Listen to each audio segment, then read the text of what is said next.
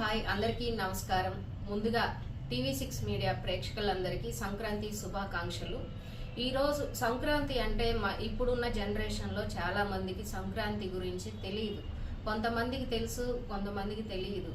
అలాగే అప్పట్లో పెద్దవాళ్ళు అప్పట్లో గతంలో ఎలా సంక్రాంతి జరుపుకునే వాళ్ళు, అసలు సంక్రాంతి విశేషాలు ఏంటి, అప్పటికి ఇప్పటికి ఉన్న డిఫరెంట్ ఏంటి అనేది తెలుసుకోవాలని మన TV6 మీడియా ద్వారా మనం ఈ సంక్రాంతికి మనం ఒక గెస్ట్ మన స్టూడియోకి వచ్చారు.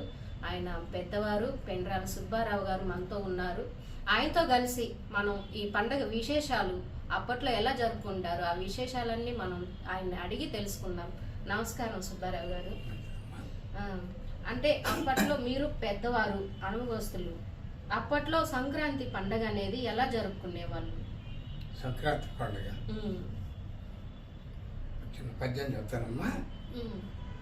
అరుణోదయం విరుపు అరుణాచలం విరుపు అర్కమండల మెరుపు అగ్ని ఇరుపు బ్రహ్మదేవుండెరుపు బంధూకమది ఎరుపు ఫణిఫణావళు నెరుపు పద్మ మెరుపు పద్మరాగ మెరుపు పగడంపు తీగెరుపు కుందనంబు నెరుపు కుంకు మెరుపు ఎరుపు చెప్పనేల ఇంటికి మేలైన గుణము గలిగనేని కోటి చేయు.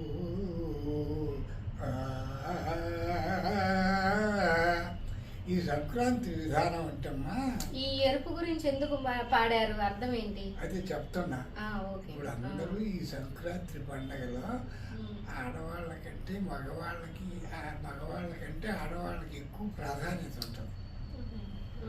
ఏది నిద్ర లేచి భోగి పండగ వచ్చినప్పుడు పండగ రాకమునికే పిండి వంటలు ఏర్పాటు చేయించేదానికి, తర్వాత బంధువుల్ని పిలిచేదానికి, భర్తలకు చెప్పేదానికి, ఇటువంటి వాటిల్లో అంతా ఆడవాళ్ళు ఎక్కువ ప్రాధాన్యత తీసుకుంటారు. అందువల్ల ఈ పిండి వంటలు, కొత్త పంటలు ఇంటికి వచ్చేస్తాయి డిసెంబరు జనవరిలో ఈ సంక్రాంతి పండగకి. ఈ పండగ అనేది ఒక నెల రోజుల ముందరనే పండగ నెల అని చెప్పి మొదలు పెడతారు. అప్పుడు మేళతాళాలతోటి ప్రతిరోజు ఏకూజామున అరుణోదయం ఎరుపు అన్నాం కదా, ఆ అరుణోదయం ఎరుపుగా ఉండే టైంలోనే సూర్యుడు ఉదయించే ముందే వీళ్ళు మేళగాళ్ళు, భజంత్రీలు అంటారు, మేళాలు తాళాలు వీటితోటి ప్రజలంతా లేకొట్టే విధానం. అటు తర్వాత వచ్చేవాళ్ళు ఎంతమంది వస్తారో సంక్రాంతి పండగ అనే విధానంలో వీళ్ళందరూ స్త్రీలందరూ అంచనా వేసుకొని ముందుగానే సిద్ధమై ఉంటారు. అటు తర్వాత ముందుగా ఈ నెల రోజుల నుంచి కూడా ముగ్గులు వేయటానికి సిద్ధమవుతారమ్మా. ప్రతి ఇంటి ముందర ముగ్గు వేస్తారు. ముగ్గు రకరకాలుగా పల్లెల్లో కానీ ఇప్పుడు పట్టణాల్లో కూడా వేస్తున్నారు. ఆ విధంగా ముగ్గులు అంటే పల్లెటూరులో ఇంకా పేడతో తీసుకొచ్చి కల్లాపు జల్లి ముగ్గులు వేస్తారు. ఇక్కడ సిటీలో అంటే ఇంకా టైల్స్ మీద కానీ బండ్ల మీద కానీ ఇక్కడే ఇలా జరుగుతుంది. ఇక్కడ వేస్తే ఒక్క రోజులోనే ముగ్గు అనేది చెదిరిపోతుంది. మనం ఎంతో కష్టపడి వేసిన, అక్కడ మట్టిలో వేస్తారు కాబట్టి వారం రోజుల దాకా కూడా పోదు కదా, 3-4 days వరకు. కాకుండా మీరు అన్నట్టు 6 రోజులు ఉండేటట్లు వేస్తారు, కానీ ప్రతిరోజు వేయాలి. ఈ నెల రోజుల నుంచి కూడా ప్రతిరోజు కొత్త విధానంలో ఆ ముగ్గులు వేసుకుంటూ ఉంటే, ముగ్గులు వేసుకున్నప్పుడు కళ్ళాపు జల్లి ఏకూజామని ఎప్పుడైతే మనం ఇందాక చెప్పే సూర్యుడు ఉదయించే టయానికి అంతా కూడా ముందుగా అన్ని బజార్లన్నీ కూడా మెరిసిపోతాయి. అటువంటి మెరిసిపోయేదానికి ముక్కోటి దేవతలు వచ్చి ఉంటారమ్మ అప్పటి నుంచి. అటు తర్వాత అష్టలక్ష్మి దేవతలు, మనం లక్ష్మీదేవులు అంటారు కదా, ధాన్యలక్ష్మి, ధనలక్ష్మి, విజయలక్ష్మి, శౌర్యలక్ష్మి, ధైర్యలక్ష్మి, రాజ్యలక్ష్మి, సంతానలక్ష్మి. అన్నిటికంటే ముఖ్యమైనది, అందరూ ఎక్కువగా కోరుకునేది సంతానాన్ని గురించి కూడా ఈ ముగ్గేసేటప్పుడు కూడా పాటలు పాడతారు. అప్పట్లో ఆ, అప్పట్లో కాదు, ఇప్పట్లో కూడా. ఇప్పుడు మరి ముగ్గేసేటప్పుడు పాటలు నేను ఎప్పుడు చూడలేదు. ఇప్పుడు కనిపించట్లేదు. తర్వాత గజలక్ష్మి, ఇట్లాంటి లక్ష్మీదేవులు అందరూ కూడా ఆ గ్రామాల్లో తిరిగి అందరినీ ఆశీర్వదించే విధానంలో ఉంటారు. ఆ రకంగా అట్లా ఉండే సమయంలో ఈ గ్రహాల్లో కూడా మార్పు వచ్చేసింది. ఏది సూర్యుడు, చంద్రుడు, అంగారకుడు, బుధుడు, బృహస్పతి, శుక్రుడు, శని, రాహు, కేతు అని వీళ్ళు కూడా మార్పులు చెంది ఇది ఉత్తరాయణం, దక్షిణాయనం ఇవన్నీ కూడా మార్పులు వస్తుంటాయి. నాకు అంత వాటి మీద పట్టు లేదు, కానీ ఎప్పుడైనా పెద్దవారు చెబుతుంటే వినలేదు. ఈ రకంగా ఆ పండగ నెల నుంచి ప్రారంభమైంది కాబట్టి అందరూ అనుభవించుంటారు. ఏది పరిశుద్ధంగా చేసుకొని గుడ్డలు కుట్టించుకొని చుట్టాలను అంతమందిని తెప్పించుకోవాలని అంతమంది పిలుచుకొని ముందుగానే. ఆ రోజుల్లో అంటే కొంచెం రవాణా తక్కువ ఉండేది, అయినా కానీ ఎదురు వాళ్ళని తీసుకొచ్చు. ఇప్పుడున్న రవాణా హైవేలో చూస్తే సంక్రాంతి వస్తుందంటే చాలు మన వెహికల్స్తో ట్రాఫిక్ జామ్ అయిపోతుంది. ఏది సిటీలోనే ట్రాఫిక్ జామ్ కాదు, మన అవుట్డోర్ రింగ్ రోడ్లో కానీ హైవేలో కానీ జామ్ అయిపోతుంది. టోల్ గేట్స్ దగ్గర కానీ అన్ని వెహికల్స్ ఎక్కువైపోయి జామ్ అయిపోతుంది. సంక్రాంతి వస్తుందంటేనే వారం రోజులు ముందుగా ఈ ట్రాఫిక్ వెహికల్స్ అనేది జరుగుతుంది. అప్పట్లో అంత ఉండేది కాదు కదా. అప్పుడు వాహనాలు తక్కువ ఉండేది, అయినా మీరు అన్నదానికి చెబుతున్నాను. ఇప్పుడు ఈ వాహనాలు ఇంతకుముందు మనం ఇప్పుడు హైదరాబాద్లో మాట్లాడుకుంటున్నాము, ఆ యొక్క ఆంధ్ర రాష్ట్రానికి వెళ్ళిపోయే వాళ్ళ గురించి చెప్పారు మీరు. ఇప్పుడు అట్లా కాదు, ఇప్పుడు తెలంగాణలోనే ఈ మధ్య కొత్త ప్రభుత్వం వచ్చింది. వచ్చిన తర్వాత మహిళలందరికీ ఫ్రీగా సీట్లు ఇచ్చారు. అందువల్ల మొత్తం వాళ్ళ అమ్మగారింటికి పని, అత్తగారింటికి పని, చెల్లెళ్ళింటికి పని, అన్నగారింటికి పని. బస్సులు మేము 50 సంవత్సరాల నాడు చూస్తే బస్సులలో ప్రజలు ఎట్లున్నారు, ఇప్పుడు ప్రజలు అంతా నిండుగా ఉన్నారు. ఇప్పుడు లేటెస్ట్ ట్రెండ్ ఏంటంటే ఇప్పుడు మహిళలు కూడా ఎక్కువ శాతం జర్నీ చేస్తున్నారు అంటారు ఈ బస్సు, గవర్నమెంట్ ఫ్రీ బస్ వల్ల. ఇప్పుడు ఈ సంక్రాంతి ప్రభావం అంత అద్భుతంగా ఉన్నదని చెప్తున్నారు. ఇది ఇక్కడ లోకల్ గా కదా ఉంది ఈ ప్రభుత్వం, ఈ తెలంగాణ ప్రభుత్వం అట్లా. అందువల్ల బస్సులు చూసినప్పుడు అంత అద్భుతంగా ఉంది. ఎందుకు సంక్రాంతి వచ్చిందంటే హైదరాబాద్ మొత్తం ఆల్మోస్ట్ సగం ఖాళీ అవుతుంది. ఇంతకుముందు కాదు, ఇప్పుడు ప్రజెంట్ ఇప్పుడు మొత్తం ఖాళీ అయింది. ఇప్పుడు ఆంధ్ర వాళ్ళు వెళ్ళిపోయారు, తెలంగాణ వాళ్ళు కూడా వెళ్ళిపోయారు. తెలంగాణ వాళ్ళు ఎక్కడ వెళ్తారు, ఇక్కడే ఉంటారు కదా. వాళ్ళ ఊరికి అమ్మగారి ఊరు కానీ, అత్తగారి ఊరు కానీ, అన్నయ్య గారి ఊరు, బావగారి ఊరు బ్రహ్మాండంగా బస్సులు అద్భుతంగా ఉన్నాయి. ఆ వాటిల్లో ఇప్పుడు ఇంకా ఒక్కటే, మేము ఆ రోజుల్లో బస్సు పైన ఇప్పుడు చేసేవాళ్ళమే, ఇప్పుడు ఆ అవకాశం లేదు. అంతేగాని చాలా అద్భుతంగా. ఇప్పుడు మీరు కారులో వెళ్తున్నారేమో. ఇప్పుడు అన్ని కార్లు ఎక్కువ. కారులో పోయేవాళ్ళు కూడా ఈరోజే గమనించలేను. ఒక నేను కూడా బస్సులు ఎక్కిపోతే బాగుండే వరంగల్ కంటుంది. ఎందుకు? ఈ బస్సులు మాధుర్యం చూడాలి కదా. ఓహో, అంటే ఫ్రీ బస్ పెట్టారండి. అవును, మాధుర్యం చూడాలని చూడరు లేడీస్, ఎందుకంటే చార్జెస్ మిగులుతాయి కదా. ఇప్పుడు మా తెలంగాణలో ఫ్రీనే, ఆంధ్రాలో కూడా ఫ్రీనే. అంటే ఆధార్ కార్డు ఉంటేనే ఎక్కడ లోకల్ వాళ్ళకి అక్కడే ఫ్రీ. ఆంధ్రాలో ఇంకా పెట్టలేదు, పెట్టారని అనౌన్స్మెంట్ చేశారు. మరి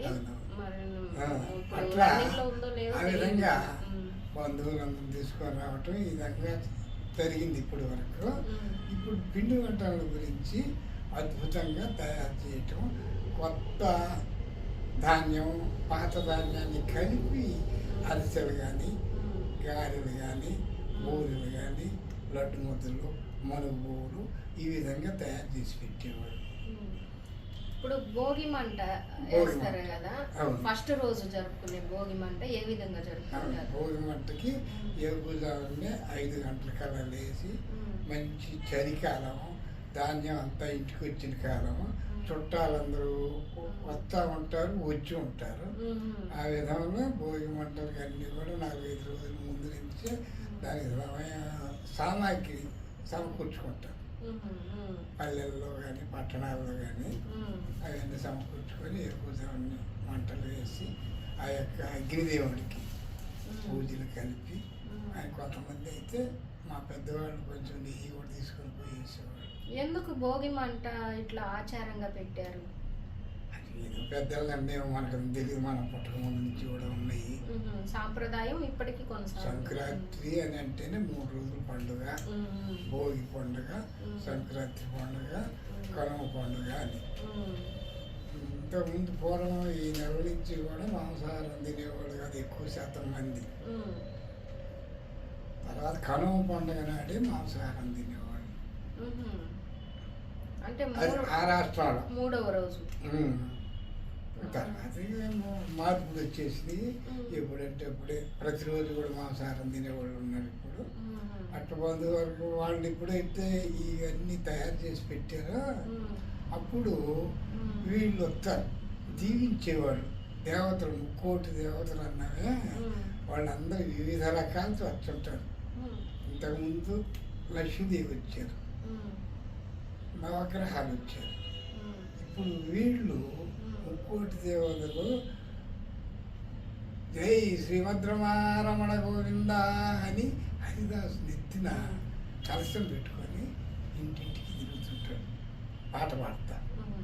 రామ రామ జయ రామ పరాత్పర రావణ సంహర రణధీర జై శ్రీమద్రమారమణ గోవిందో అనేటప్పటికన్నా మీలాంటి వాళ్ళు ఆయన రాకమునిపి ఆ బజార్లో ఉన్నాడప్పుడే ఈ బజార్లో ధాన్యం తీసి పెట్టుకుంటారు. ఆయన కలశంలోనే వేయాలి. ఆయన కింది మీ ధాన్యం పట్టేటట్టుగా కిందికి వేయాలి. తర్వాత మీ పిల్లలు ఉంటారు చూసా, వాళ్ళు మేమేయాలా అని పరుగులు తెస్తుంటారు ఆ ధాన్యం. ఆయన ఆ బజార్లన్నీ తిరిగి అదే పాట పాడ, ఇంకో బజారు పోయినాం మేము పిల్లవాళ్ళు అయినప్పుడు ఇదే పాట అక్కడ కూడా పడుతుంటాడు. ఆయన ఒక పాట 2 పాటలతో మొత్తం అసలు ఎంత స్పీడ్గా తిరుగుతారంటే అంత. ఆయన వస్తున్నాడని ముందుగా ఎదురుగా గజ్జలు కూడా కట్టుకుంటారు కదా, గజ్జలు ఉంటాయి, చెక్కలు ఉంటాయి, సౌండ్ వాళ్ళు వస్తున్నారని అంటే అక్కడే ఊరు బయటనే ఆయన జై శ్రీమద్రమారమణ గోవింద ఓహార్ అంటాడు కదా, అప్పటికి వీళ్ళంతా లేచి ముగ్గులు వేసుకుంటుంటారు. ఆయన వచ్చేలేకి ముగ్గు వేసి ఉండాలి. అది కూడా ఒక ఆయన ఆ విధంగా అట్లా జరుపుతూ ఉంటారు. అది తర్వాత 2వ విధానం ఏంటంటే గంగిరిద్దులు వస్తారు. గంగిరిద్దులు అంటారు వాళ్ళు వచ్చేది బ్రహ్మాండంగా అమ్మవారు వస్తున్నారు, దండం పెట్టండి, మొక్కండి, మనకి వారికి ఆయురారోగ్యాలు ఇవ్వండి, అష్టైశ్వర్యాలు ఇవ్వండి అని చెప్పి వచ్చేటప్పటికి మన వాళ్ళు సంతోషంగా తీసి వాళ్ళకి ఏర్పాటు చేస్తారు. ఈ పిండి వంటలు వండిని అందాం. ఇప్పుడు నీ కుమార్తె ఉందనుకో, ఆమె నేను పెట్టాలని ముందు ఎత్తుకొని పోయింది, నువ్వు నేను పెట్టాలంటావు. ఇట్లా రకరకాలుగా వాళ్ళకి పందాలు. మరి 2 పిల్లలు ఉన్నారు అనుకో, 3 ఉన్నారు, తీసుకొని పోయి అవును. చిన్నప్పుడు మేము కూడా అట్లనే ఎగబడేది, నేనేయాలి అని వాళ్ళకి. అట్లా ఎంత పెడితే ఆ రకంగా గంగిరెద్దులు పోయినా బుడముక్కలు వాళ్ళు వస్తారు. అంబ పలుకు జగదంబ పలుకు అని వాళ్ళు ఎక్కువసేపు ఉండరు. నువ్వు ఎదురుండాల్సిందేనమ్మా. వాళ్ళు వచ్చేటప్పటికి మనం పెట్టేదానికి వాళ్ళు ఏ కూదామని వస్తారు. ఇంకా నిద్ర లేకపోతే వాళ్ళు ఇంకా గంటా సాయిబులని గంట ఎంచుకుంటూ వస్తారు. మనం పెడతామా లేదా అనే విషయం వాళ్ళకి అవసరం లే. వాళ్ళు ఈ గ్రామాన్ని, ఈ పాడి పంటల్ని, ఈ ప్రజల్ని మనం దీవించాలనేది తప్ప వాళ్ళు ఆ విధంగా తిరిగిపోతారు. ఇంకా గంటా సాయిబులని గంట ఎంచుకుంటూ పోతుంటారు. తర్వాత బండవాళ్ళని ఉంటారు. బండవాళ్ళు ఏమంటే ఒక సొరకాయ, పెద్ద సొరకాయ తీసుకొని దాన్ని చక్కగా తెచ్చుకొని వస్తారు. వాళ్ళు వచ్చి ఏం చెప్తారంటే, మన ఇంటి మొదలు పందిరి వేసి ఉంటాం మనం పల్లెల్లో. ఆ పందిరి సైజు వస్తుంటారు పైన పందిరి సైజు వస్తున్నారు ఏంటా అని చూస్తే మన ఆడవాళ్ళందరూ తల దూకుని ఇంటికి లేదు చుట్టూ పెట్టి ఆ పందిర్లు దొరుకుతారు. ఉమ్, అవి వాళ్ళు అవన్నీ వీళ్ళు అన్నం తేవటం, పిండి వంటలు పెట్టడం, ఇవన్నీ ఆలస్యం అయ్యేటప్పటికి అవన్నీ ఏరుకుంటారు. వాళ్ళు సంచులు వేసుకొని బయలుదేరుతారు. విషయం ఏంటి అంటే వాళ్ళు సగరాలు తయారు చేస్తారు. నా కరెక్ట్. అప్పట్లో అలాగే హెయిర్ లేడీస్కున్న హెయిర్ అక్కడ ఇక్కడ పెట్టి మొత్తం గ్యాదర్ చేసి వేసుకుంటారు. కరెక్టే. వాళ్ళ విధానం అది. ఇంకా ఇంకా రకరకాలైన వాళ్ళు వాళ్ళని నేను మర్చిపోయి. అప్పట్లో మరి కోడి పందాలు, ఇప్పుడంటే కోడి పందాలని, ఎద్దుల పందాలని, జల్లికట్టు అని ఇట్లా రకరకాలుగా అప్పట్లో ఉండేయా ఇవన్నీ కూడా? కోడి పందాలు అనేవి సామాన్యంగా కొన్ని ప్రాంతాల్లో సింపుల్గా 1 రోజు 2 రోజులు ఆడుకుంటారు. అవి తర్వాత గోదావరి జిల్లాలకి, కృష్ణా జిల్లాలకి ఎక్కువ పాకింది. ఎందుకని ఎక్కువ ఆ ప్రాంతం వాళ్ళు ఎక్కువ చేస్తుంటారు? విషయం ఏంటంటే ఒక్కొక్క ఏరియాలో ఆ యొక్క గాలి కానీ ఆ నీళ్లు కానీ ప్రభావాన్ని చూపుతాయమ్మా. అదే నువ్వు జల్లికట్టు అన్నావే, అది మన ఈ తెలంగాణ ఆంధ్ర రాష్ట్రంలో లేదు, అది మద్రాసులో ఉంది. అట్లా ఒక్కొక్క ఏరియాకు ఒక్కొక్క ఆటపాటలు. అందువల్ల ఆ విధంగా వచ్చిన తర్వాత సంక్రాంతి నాడు ఇంకా బ్రహ్మాండంగా వీళ్ళు వస్తూనే ఉంటారు. మనం పిండి వంటలు వాళ్ళకి ఇవ్వాల్సింది. ఇందాకనే చెప్పాము, ఆయన సంక్రమణ ఆయన కొన్ని మారుతూ ఉంటాడు. తర్వాత పొలాల నుంచి అంత ధాన్యం వస్తూనే ఉంటుంది. తర్వాత ఇంకా ఎన్నో రకాల పండితులు వస్తుంటారు. వీటన్నిటికంటే ముందు సంక్రాంతి మాధుర్యం ఏమిటంటే పెద్దవాళ్ళకి పిండం. సంక్రాంతి నాడు మన తండ్రి కానీ, తాతలు కానీ, అన్నలు కానీ, అక్కలు కానీ, బావలు కానీ ఉన్నారంటే వాళ్ళందరికీ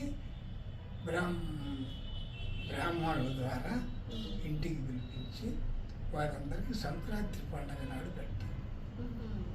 అదే సంక్రాంతి పండుగ నాడు పెట్టేటప్పుడు నేను చిన్నప్పుడు చూసిన విధానం ఏంటంటే, మా నాయన మంచి బలమైన మనిషి, వాళ్ళ తండ్రికి, తాతకి, మామలకి ఇవ్వాలన్న అభిప్రాయంతో ఎదురు చూస్తుండేది. ఆయన రాగానే, బ్రాహ్మణుడు రాగానే 12 గంటలు 1 గంట మధ్య పీట వేసి, పీటను కూడా కడిగి పెట్టి ఆయన వచ్చిన తర్వాత ఆయన ఆ పీట మీద ఎక్కి ఆయన నుంచోబెట్టి ఆయన కాళ్ళు అడిగేది మా నాయన. నాకు ఆశ్చర్యం వేసేది, మా నాయన ఏంటి వాళ్ళ కాళ్ళు కడుగుతున్నారంటే. అప్పుడు అడిగే, ఏంది నువ్వు ఆయన కాళ్ళు కడిగావంటే, ఆయన మన ఊరు బ్రాహ్మణుడు అనుకున్నావేమో కాదు, ఆయన 3 దేవతల్లో దేవుడు వచ్చాడు. ఆయన ఇప్పుడు మా తండ్రికి, మా తాతకి, మా మామలకి, మా అత్తలకి, మా అమ్మలకి ఇచ్చేటటువంటి పిండం అంతా తీసుకొని పోయినా వాళ్ళకి సమర్పిస్తాడు. అందుకని మేము ఈ పని చేస్తున్నాను అని చెప్పించేది. తర్వాత మంచి వాళ్ళకి సరిపోను కూరగాయలు కానీ, బియ్యం కానీ, తర్వాత కందివేడలు, కాయలు, పండ్లు ఇవన్నీ ఇది పెద్దవాళ్ళకి మనం ఇస్తే మనల్ని వాళ్ళు జాగ్రత్తగా చూస్తారనేది ఈ పండుగ మహత్యం. ఇదైపోయిన తర్వాత దేవుణ్ణి ఊరేగింపు చేయటం, ఎద్దుల్ని, పశువుల్ని బాగా అలంకరణ చేయటం, అందులో ఈ భజన వేయటం. చుట్టాలందరూ వచ్చుంటారు కదా, ఊళ్ళో చెక్క భజనలు, కోలాటం నేర్చుకొని ఉంటారు.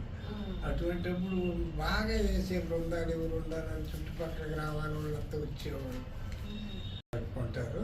కోలాటాలు, భజనలు, బంధువులు అందరూ, గ్రామాలన్నీ, పట్టణాలన్నీ, ప్రజలంతా కూడా సౌఖ్యంగా ఉండాలని దేవతలు దీవించిపోతుంటారు. మీరు అడిగారు, నేను చెప్పాను, సంతోషం. చూసారా, పెద్దవారు ఎన్ని విషయాలు మనతో షేర్ చేసుకున్నారు. వాస్తవానికి ఇన్ని రకాలుగా ఫెస్టివల్ జరుపుకుంటారని మనకి ఇప్పుడున్న జనరేషన్కి చాలా మందికి తెలియదు. నేను అందుకే నాకు కూడా ఆల్మోస్ట్ సంక్రాంతి సెలబ్రేషన్ అంటే ఈ రకంగా చేస్తారని నాకు తెలియదు. నాకు తెలిసింది ఏంటంటే కోడి పందాలు, పిండి వంటలు, ఈ కొంతవరకే నాకు తెలుసు. అప్పట్లో వాళ్ళు ఎలా చేసేవారని చాలా చక్కగా వివరించారు పెండ్రాల సుబ్బారావు గారు. చాలా ధన్యవాదాలు సార్. అది థ్యాంక్ యూ సో మచ్. మరోసారి సంక్రాంతి శుభాకాంక్షలు మీ అందరికీ. సబ్స్క్రైబ్ చేయండి, లైక్ చేయండి, షేర్ చేయండి. మా లేటెస్ట్ అప్డేట్స్ కోసం పక్కనే ఉన్న బెల్ ఐకాన్ని క్లిక్ చేయండి.